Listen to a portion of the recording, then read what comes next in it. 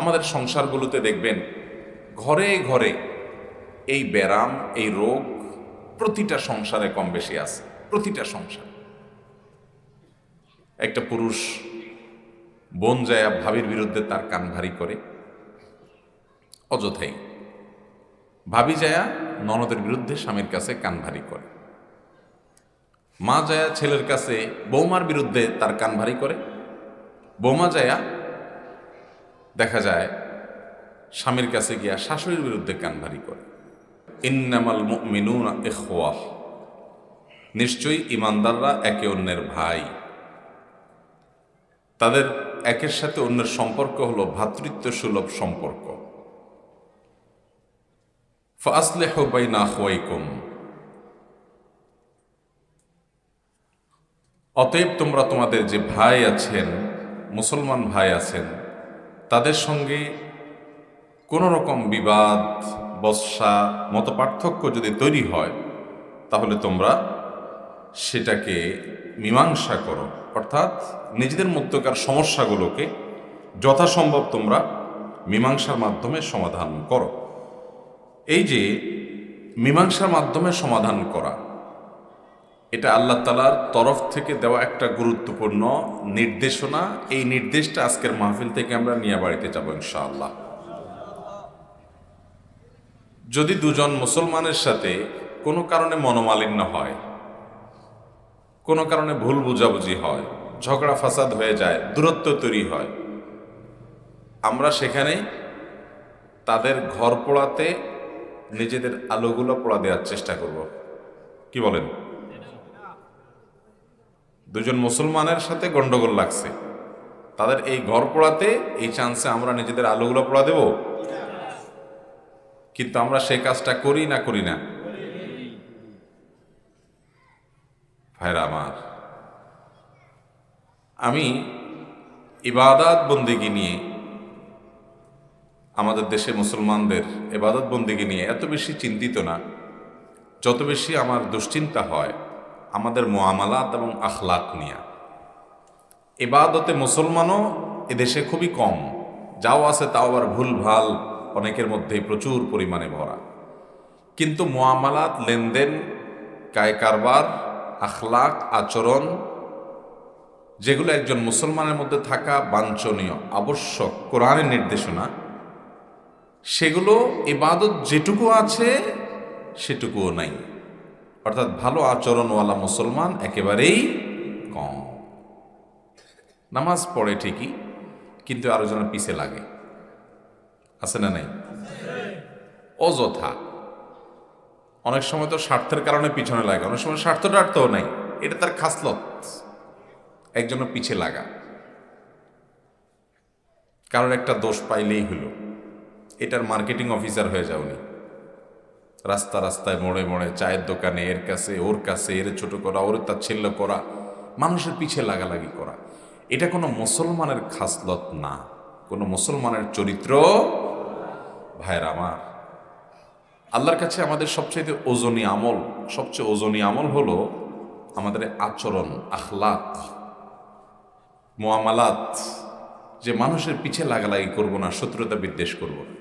দুজন মুসলমানের মধ্যে কোনো কারণে মনোমালিন্য হয়েছে, আমি সেটাকে মীমাংসা করার চেষ্টা করব, মিটাই দেওয়ার চেষ্টা করব, দমায় দেওয়ার চেষ্টা করব, এটাকে বাড়াবো না, এটাকে থামাবো, চেষ্টা করবো তো ইনশাআল্লাহ। ভাইয়ের আমার, আমাদের প্রিয় নবী সাল্লাল্লাহু আলাইহি ওয়াসাল্লাম বলেছেন, লা তাহাসাদু ওয়ালা তাবাগাদু ওয়ালা তাদাবারু ওয়ালা তানাজাশু ওয়ালা ইয়াবি' আহাদুকুম আলা বাই'i বা'দ ওয়া কুনু ইবাদাল্লাহি ইখওয়ানা। তোমাদের কেউ যেন একে অন্যের সাথে শত্রুতা না করে, একজন যেন আরেকজনের সাথে হিংসা না করে, একজন যেন আরেকজনের পিছে লাগালাগি না করে। এই পিছে লাগালাগির কারণে আজ ঘরে ঘরে অশান্তি। বউ শাশুড়ির পিছে লাগে, শাশুড়ি বউয়ের পিছে লাগে, আছে না নাই? ননদ ভাবির পিছে লাগে, আর ভাবি ননদের পিছনে লাগে। এরা তো এক পরিবারের মানুষ, একজন আরেকজনের পিছে লাগে। গ্রামে শহরে এরকম বহু লোক আছে যে পরিবার আর অপরিবার নাই, অযথায় একজনের পিছনে লাগে। একটা শিক্ষা প্রতিষ্ঠানে, একটা অফিসে, একটা ব্যবসা প্রতিষ্ঠানে দেখবেন কিছু লোক একদল, আরেক কিছু লোক আরেক দল, একজন আরেকজনের পিছে লাগে। বসের কাছে গিয়া, স্যারের কাছে গিয়া, মালিকের কাছে গিয়া আরেকজনের নামে বদনামে, আরেকজনের খারাপ করা, আরেকজনকে তুচ্ছতাচ্ছিল্য করা, তাকে ছোট করা, হেয় করা, এগুলোই তার ব্যবসা। এরকম বদ চরিত্রের মানুষ আমাদের সমাজে অল্প স্বল্প না বিস্তর? ভাইরা আমার, আজকের এই মাহফিল থেকে আসুন আমরা নিয়ত করে নেই যে আমরা কখনো কারোর পিছিয়ে লাগালাগি করব না। কোনো ভাই যদি বিপদে পড়েন, নবী করিম সাল্লাল্লাহু আলাইহি ওয়াসাল্লাম একটা হাদিস স্বর্ণের অক্ষরে লিখবার মতো আছে ভাই, সেটি হলো তিনি বলেছেন, তোমাদের কেউ যদি কারোর কোনো বিপর্যস্ত পরিস্থিতি দেখে, এমন কোনো পরিস্থিতি দেখে যে একটা বেচারা ফেঁসে গেছে, কোনো একটা অন্যায় করেছে, ভুল করেছে বা বিপদে পড়েছে, তো এই সময়ে তার সাথে দুরাচরণ করার আগে ওই লোক যেন চিন্তা করে যে এই রকম পরিস্থিতিতে আমি যদি পড়তাম আমি সবার কাছে কি আশা করতাম, ওই আচরণটা আমি এই লোকটার সাথে করতে হবে।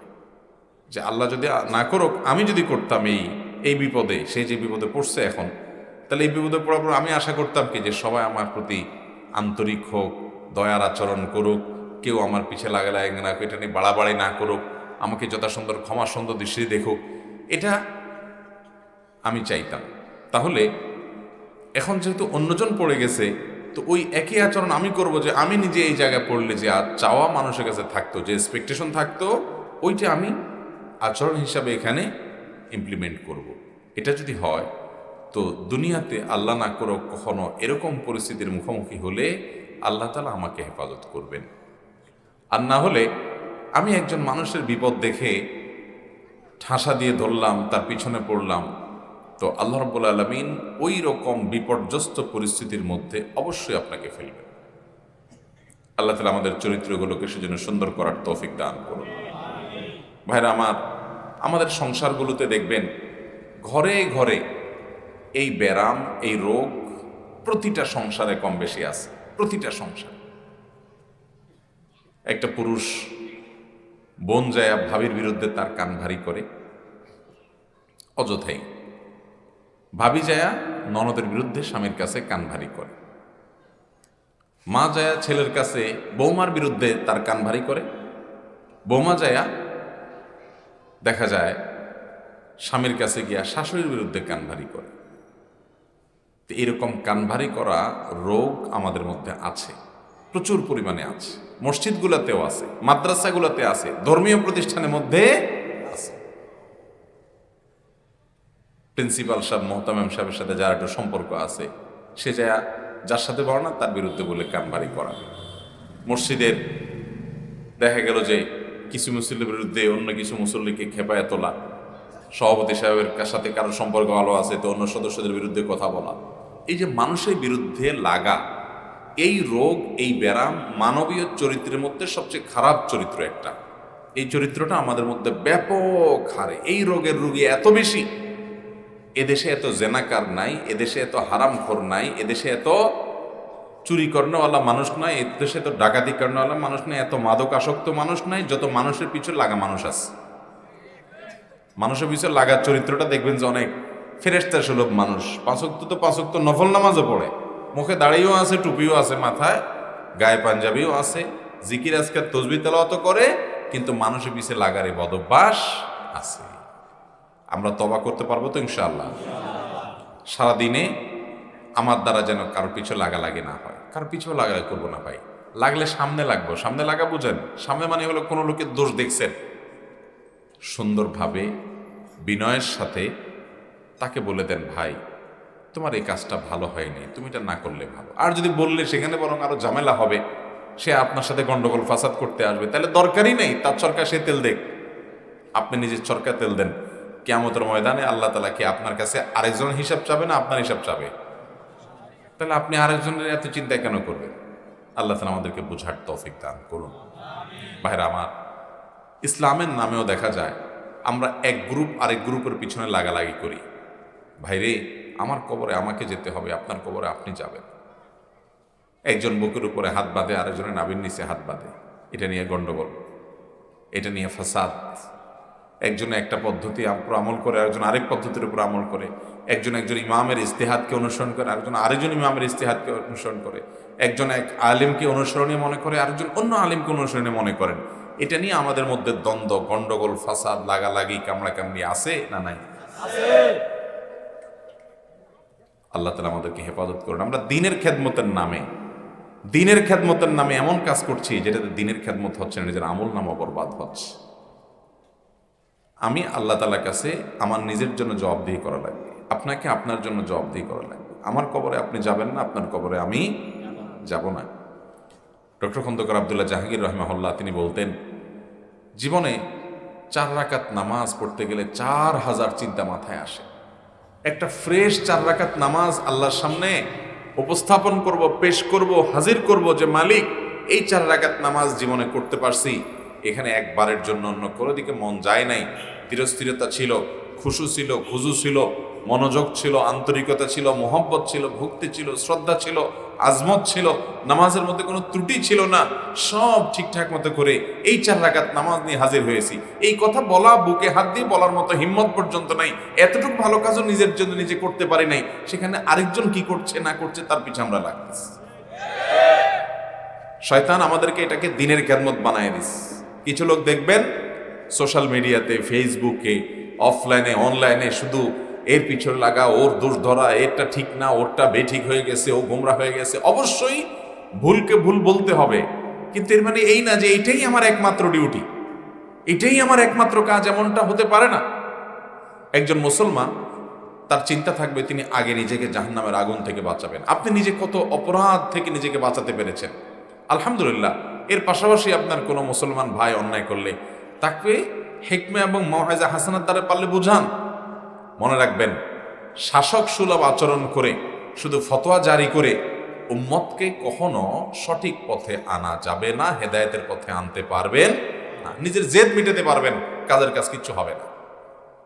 দরদ থাকতে হবে বুকে যে এই লোকটা আমার মুসলমান ভাই, সে হয়তো ভুলের মধ্যে আছে, আমার মতে সে ভুলের মধ্যেই আছে, কিন্তু সে ভুলে থাকা ভাইটাকে আমি দরদ দিয়ে, মায়া দিয়ে পারলে বুঝাবো, আর না পারলে আমি নিজের চরকায় তেল দিব। সে যে ভুলের মধ্যে আছে, ইমানটা যদি ঠিক থাকে, আল্লাহ তার ওই ভুল মাফ করে তাকে জান্নাত দিতে পারে কি পারে না? আর আমি যে নিজের সঠিকের উপর আছি মনে করতেছি, আমার অজান্তে কোনো পাপের কারণে আল্লাহ শক্তভাবে ধরে আমাকে জাহান্নামে দিতে পারেন কি পারেন না? তাহলে ইমানদার কখনো নিজের আমল, নিজের অবস্থান, নিজের জায়গা নিয়ে, নিজের দৃষ্টিভঙ্গি নিয়ে গর্ব করে, অহংকার করে অন্যকে একেবারে জাহান্নামী মনে করবে, এটা কোনোদিন ইমানদারের চরিত্রের সাথে যায় না। কিন্তু আজকে শয়তান আমাদেরকে সেটাই করাচ্ছে। অতএব আমরা মিলেমিশে থাকবো তো ইনশাআল্লাহ। ওয়াকুনু ইবাদাল্লাহি ইখওয়ানা, তোমরা আল্লাহর বান্দা ভাই ভাই হয়ে থাকো, ভাই ভাই।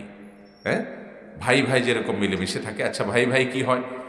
আপনার মায়ের পেটের ভাই যদি কোনো উল্টাপাল্টা করে, আপনি সেটার জন্য ফেসবুকে বড় করে পোস্ট দেন যে আমার ভাই, মায়ের পেটের ভাই, সে এত বড় অমানুষ, সে এটা করছে, সে ওইটা করছে। আপনি ফেসবুকে লেখেন না তো। বাজারে যায় রাস্তা বসে বসে বলেন না। কুলাঙ্গার 2-1 বলতে পারে, ভালো কোনো ভাই হলে জীবনে এটা করে। ভাই যত ভুল করুক, পারলে ভাইয়ের সাথে ঘরের ভিতরে বসে তর্ক করে, আলোচনা করে, বুঝায়, নরমে গরমে, কিন্তু বাহিরে আরেকজনের কাছে নিজের ভাইয়ের বদনামি করে না। কারণ বললে উপর দিকে থুতু দিলে নিজের মুখে আসে, সেজন্য এটা করে না।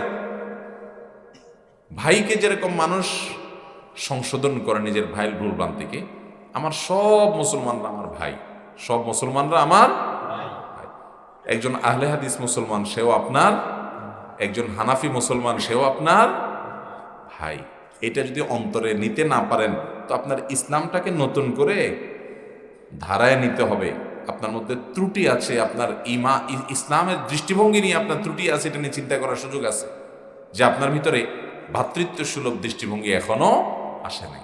যতক্ষণ পর্যন্ত তাকে মুসলিম বলা যাবে, হোক কোনো বিষয়ে দ্বিমত আছে, ভিন্নমত আছে, ভুলে আছে, ভ্রান্তিতে আছে, আপনার কাছে মনে হচ্ছে, তারপরও সে দিন শেষে আপনার ভাই। অতএব আমরা একে অন্যের প্রতি ভ্রাতৃত্ব সুলভ আচরণ রাখবো তো ইনশাআল্লাহ। ভাইয়ের আমার, আমি বিভিন্ন এলাকায় যাওয়ার আগে এলাকার পরিস্থিতি সম্পর্কে ধারণা নেওয়ার চেষ্টা করি। আপনাদের এলাকার পরিস্থিতি কি? তো জায়গায় জায়গায় দেখা যায় যে বিভিন্ন মাসাইল নিয়া, ফিকহি মাসআলা নিয়া বা অন্য সব মাসআলা নিয়া মুসলমানদের মধ্যে মুখোমুখি অবস্থান, পাল্টাপাল্টি অবস্থান, একে অন্যের বিরুদ্ধে ফতোয়া, বিশুদ্গার, তারপরে যায় সমালোচনা, দোষচর্চা, পক্ষপক্ষী করা। ভাইরা আমার, এগুলোতে ইসলামের কোনো লাভ হবে না, মুসলমানদের ক্ষতি হবে, লাভ হবে না, ক্ষতি হবে। আল্লাহ আমাদেরকে বোঝার তৌফিক দান করুন। আমরা আমাদের অন্তরগুলোকে একটু বড় করার চেষ্টা করব। নবী করিম সাল্লাল্লাহু আলাইহি ওয়াসাল্লাম তার মসজিদে সাহাবীদের মধ্যে ভিন্ন ভিন্ন রকম আমল হতো। কেউ কাউকে বিশুদ্গার করতেন না। সাহাবীদের ভিতরে বিভিন্ন মাসআলা নিয়ে মতপার্থক্য ছিল, কিন্তু কেউ কাউকে শত্রু মনে করতেন না, কেউ কাউকে গালমন্দ করতেন না, কেউ কারোর পিছনে সমালোচনা করতেন না। আমাদের মতো এরকম পরিস্থিতি ছিল না। সাহাবীদের ভিতরে যে দু একটি বিচ্ছিন্ন যুদ্ধের ঘটনা ঘটেছে, সেটি ছিল নিছকই বুঝার ভুল, বাকি ইচ্ছাকৃতভাবে জেনে শুনে ঠান্ডা মাথায় একে অন্যের পিছে ষড়যন্ত্র এবং এ লাগালাগি করা, এই চরিত্র তাদের মধ্যে ছিল না। আল্লাহ তাআলা কোরআনে কারীমে তাদের সম্পর্কে বলতে গিয়ে বলেছেন, মুহাম্মাদুর রাসূলুল্লাহ ওয়াল্লাযীনা মাআহু আশিদ্দাউ আলাল কুফফার রুহামাউ বাইনাহুম। মুহাম্মদ সাল্লাল্লাহু আলাইহি সাল্লামের সাথে যারা ছিলেন সাহাবী, তারা একে অন্যের প্রতি আন্তরিক ছিলেন, একে অন্যের প্রতি আন্তরিক ছিলেন। ভিন্ন মতের মুসলমান, তাও দিন শেষে আমার ভাই। আমাদের দেশে দেখা যায় যে একজন আরেকজনের সাথে কোনো কারণে ভিন্ন মত হয়েছে, তো দেখা যায় তার চেহারাটা পর্যন্ত দেখতে রাজি না, ঠিক না ঠিক? সে কোনো মাহফিলে গেলে আরেকজন ভিন্ন মতের যে, সে কোনোদিন ওই মাহফিলে ভুলেও যাবে না। তার সাথে মুখোমুখি দেখা হলে একটু মুচকে হাসিও দিবে না। আহারে মুসলমান, এত ছোট কলিজা, জান্নাতে যাবেন? আরো বড় মনের অধিকারী হতে হবে। বিভিন্ন মত থাকতে পারে, সবাই দুনিয়াতে আমার মতে চলে আসবে না, সবাই একমতের হয়ে যাবে না, তারপরও মিলেমিশে থাকতে হবে। এটা হলো ধর্মীয় দৃষ্টিকোণ থেকে বললাম। আর তার আগে যেটা বললাম যে জাগতিকভাবে আমরা একে অন্যের পেছনে লাগালাগি করার যে বদচরিত্র, বদ্রোগ, এটা আমরা ছাড়িয়ে ফেলবো। আমরা নিজের চিন্তা করব। আল্লাহ বলেছেন, কু আনফুসাকুম ও আহলিকুম নারা, তোমরা নিজেদেরকে এবং নিজেদের পরিবারকে জাহান্নামের আগুন থেকে বাঁচাও। চেষ্টা করবো তো ইনশাআল্লাহ। আল্লাহ তাআলা আমাদের সবাইকে ভালো মানুষ হওয়ার তৌফিক দান করুন। ভালো মানুষ হওয়া ছাড়া ভালো মুসলমান হতে পারবেন না। ভালো মুসলমান হতে হলে অবশ্যই আপনাকে ভালো মানুষ হতে হবে। মনটা থাকবে ফ্রেশ, কারোর সাথে শত্রুতা না। বৌমা শাশুড়ির সম্পর্কে চিন্তা করবেন যে তার বয়স হয়ে গেছে, আগের যুগের মানুষ, আমাদের মতো এত মানুষের সাথে মিশে নাই, এত পড়ালেখা করে নাই, এত কালচার বুঝে না, এত সভ্যতা সামাজিকতা এতটা বুঝে না। বেচারি আগের যুগের মানুষ ভুলভাল করতেছে, হাসি মুখে দেখেও না দেখার ভান করলাম। এটা বৌমার দৃষ্টিভঙ্গি হবে যে উনি অনেক ভুলভাল করবে, ওনারটা যেরকম আমার কাছে উল্টাপাল্টা লাগতেছে, আমি যখন বৃদ্ধ হব আমার ছেলেমেয়েরা আরও আপ টু ডেট হবে, তারা আরো স্মার্ট হবে, তারা নতুন জেনারেশন লোক আরো বেশি বুঝবে, তাদের কাছেও আমারটা এরকম অনেকটা অযৌক্তিক মনে হবে, সেদিন আমারও আসবে। অতএব আমার শাশুড়ি আম্মা, তিনি অনেক ভুলভাল করছে, তিনি তার ছেলের কান ভারী করে, আমার বিরুদ্ধে মিথ্যা কথা বলে, একটা জিনিস নিয়ে ছল ছাতুরি করে, উল্টা পাল্টা করে, বুড়া মানুষ, এই জন্য এগুলা না বুঝে করতেছে। থাক, আমি দেখেও না দেখার ভান করলাম, সহ্য করে গেলাম। আমারও এরকম একটা দিন আসবে, তখন আমার পুত্রবধূও আমার বিষয়গুলোকে নিয়ে বড় করবে না, বাড়াবাড়ি করবে না, ঝামেলা করবে না, আমি শান্তিতে বসবাস করতে পারবো। আমি বেচারিকে শান্তিতে থাকতে দেই, সে যদি উল্টাপাল্টা কাজ করে সুখী থাকে করুক, তার আমল সে আল্লাহর কাছে বুঝবে, তার কবরে সে যাবে, আমার তো আর ক্ষতি হচ্ছে না। হ্যাঁ, আমার সাময়িক কষ্ট হচ্ছে, আমি আল্লাহর জন্য সবর করবেন, সবরের বিনিময়ে তো আল্লাহ তাআলা জান্নাত দিবে। বড়দেরকে সম্মান না করলে নবী সাল্লাল্লাহু আলাইহি ওয়াসাল্লাম, সে আমার উম্মত না? নবী সাল্লাল্লাহু আলাইহি ওয়াসাল্লামের এই কথার কারণে তিনি শাশুড়ি আম্মা, আমার বয়সে তো বড়, আমার মার সমান তো, ঠিক আছে, এই জন্য আমি তাকে শ্রদ্ধা করলাম। তিনি উল্টাপাল্টাই করতেছেন, আমি মেনে চিনে নিলাম, এর নাম ভালো মুসলমান, মনটা ভালো। আর যদি মনটা বাঁকা হয়, কি এত বড় সাহস, বুড়ি আমার বিরুদ্ধে এই কথা বললো, তাহলে বুড়ির একদিন কি আমার একদিন। এইবার একটা ইউক্রেন রাশিয়া যুদ্ধ বাধাই দিল, স্বামীর মাথা নষ্ট করে দিল, সব তছনছ করে দিল, উল্টাপাল্টা শুরু করলো। এটা ভালো মুসলমানের চরিত্র। একই কথা শাশুড়ির জন্য প্রযোজ্য। শাশুড়ি চিন্তা করবেন, সে পরের ঘরের মেয়ে, মা বাপ সবাইকে ফেলে রেখে আসছে, আমাদেরকে আপন করে নিছে, পরের ঘরের মেয়ে কি আর আমার নিজের পেটের মেয়ের মতো হবে? তার কাছ থেকে সব আমি কিভাবে আশা করি? কিছু জিনিস এরকম হবে উল্টাপাল্টা, তার উল্টাপাল্টায় তাকে পাবে, সে এগুলা করলে এগুলোর জন্য প্রায়শ্চিত্ত সে ভোগ করবে। আমার দ্বারা যাতে তার অধিকার নষ্ট না হয়, তার কষ্ট যেন না হয়, আমি যেন আমার ছেলের সাথে তার ব্যাপারে কানভারি করে তাদের দাম্পত্য জীবনের স্বামী স্ত্রীর মধ্যে দূরত্ব সৃষ্টি না করি, করলে আমার ছেলেরই কষ্ট হবে, আমার আমল নষ্ট হবে। থাক, তার আমল নষ্ট করে সে আল্লাহর কাছে জবাবদিহি করুক। এরকম বড় মনের মানসিকতা শাশুড়িকেও ধারণ করতে হবে। এইভাবে প্রত্যেকটা ক্ষেত্রে, অফিস আদালতে, অন্যান্য জায়গায় আরেকজনের ভুল দেখলে মুসলমান সেটাকে বিভিন্ন ব্যাখ্যা দিয়ে ভালো করার চেষ্টা করবে, যে হয়তো তিনি বুঝেন না, না বুঝে করছেন, থাক, একসময় হয়তো ঠিক হয়ে যাবে। এরকম বড় মনের অধিকারী হতে হবে। আল্লাহ তাআলা আমাদের সবাইকে এরকম বড় মনের অধিকারী হওয়ার তৌফিক দান করুন। ভাইরা আমার, এটা বড় কঠিন জিনিস। মুখে সুবহানাল্লাহ 100 বার, আলহামদুলিল্লাহ 100 বার, লা ইলাহা ইল্লাল্লাহ 100 বার বলতে বলি, আপনি বলবো এখন এক বসা করে ফেলবেন। যদি বলি 100 বার সূরা ইখলাস পড়ে ফেলেন, তো আপনারা সবাই শুরু করে দিবেন। কিন্তু যদি বলি এই মজলিস থেকে নিয়াত করেন, কার কার সাথে আপনার লাগালাগি আছে, সবার এরকম কিছু কম্পিটিটর আছে না নাই, যে আপনি জানেন কার কার সাথে আছে, যাওটা সে জানেন।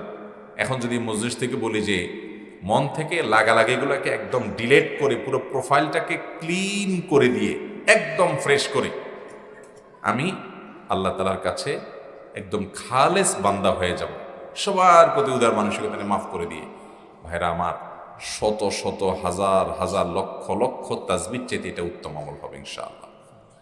চেষ্টা করবো না ইনশাআল্লাহ? আল্লাহ আপনি আমাদেরকে ভালো মানুষ হওয়ার তৌফিক দান করুন। আমাদের আচরণ দ্বারায় কারোর কোনো ক্ষতি হবে না, কারোর কোনো কষ্ট দেব না। আমি কষ্ট পাচ্ছি, থাক, আমি কষ্ট দেব না, চেষ্টা করবো তো ইনশাআল্লাহ। তাহলে কি হবে? পরিবারের শান্তি আসবে, আল্লাহর বরকত আসবে। যেখানে গন্ডগোল ফাসাদ, ওখানে বরকত আসে না। দুঃখজনক যে এগুলো বাসা বাড়ি, ব্যবসা প্রতিষ্ঠান, চায়ের দোকান, গ্রামে গঞ্জ, পরিবার, এগুলোর বাইরে গিয়ে এখন মসজিদে, মাদ্রাসায়, ধর্মের নামেও আমাদের মধ্যে এই বিভেদগুলো এখন দিন দিন বাজে আকার ধারণ করতেছে, চরম আকার ধারণ করতেছে। এগুলা বাদ দিয়ে আমি যেটাকে সঠিক মনে করছি সেটা আমি অবশ্যই করব, কিন্তু অন্য ভাইকে আমি আমার শত্রু মনে করব না। ভারতের একজন অনেক বড় মাফের নেককার এবং আলেমে দ্বীন শেখ শাহ আবরারুল হক সাহেব রাহিমাহুল্লাহ থানভী রহমতুল্লাহ আলাইহির শিষ্য ছিলেন, খলিফা ছিলেন। তিনি বলতেন, दीन के हर काम करने वालों को रफीक समझो, फरीक ना समझो। যারা ইসলামের কাজ করে তারাই আমার সহযাত্রী, তারাই আমার বন্ধু। সে হয়তো অন্য পদ্ধতিতে করে, কিন্তু তাকে আমার শত্রু বা প্রতিপক্ষ মনে করব না। আল্লাহ রাব্বুল আলামিন আমাদেরকে সেরকম পরিচ্ছন্ন এবং ফ্রেশ একটা অন্তর নিয়ে দুনিয়া থেকে যাওয়ার তৌফিক দান করুন। সবাই চেষ্টা করবো তো ইনশাআল্লাহ। এই দাওয়াত মা বোনদের কাছে পৌঁছায় দিবেন যে নবীজি সাল্লাল্লাহু আলাইহি ওয়াসাল্লাম বলেছেন, কারোর পিছে লাগালাগি করবা না, কারোর সাথে হিংসা বিদ্বেষ করবা না, কারোর সাথে শত্রুতা করবা না, বরং তোমরা একে অন্যের সাথে মুসলমান ভাই বোন যেভাবে হয়, ভাই ভাই যেভাবে হয়, সেইভাবে আন্তরিকতাপূর্ণ মানসিকতা নিয়ে তোমরা একে অন্যের সাথে চলাফেরা করবে। আল্লাহ তাআলা আমাদের সবাইকে আমলের তৌফিক দান করুন।